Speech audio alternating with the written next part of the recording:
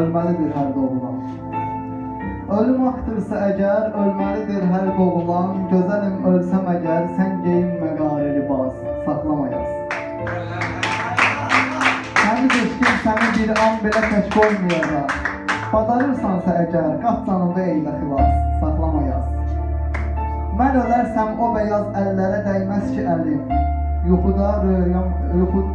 Yuxuda ruhum ilə hər gecələr saxla təmas, saxlamayaz. Ohu hər eşq ilə bağlı qəzəli hiss edərək, ohu hər eşq ilə bağlı qəzəli hiss edərək, sənə aid qəzəli yazmaq olubdur mənə xas, saxlamayaz. Apara bilməyəcəm fani həyatdan heç nə, apara bilməyəcəm fani həyatdan heç nə, millətim yad edəcəkdir məni, təkdir bu əsas, saxlamayaz. Qəmbərəm mən öləndən sonra dostlar deyəcək.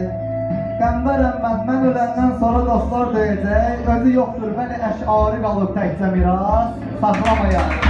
Özü yoxdur, bəli əşarı qalıb təkcə miras, saxlamayaz.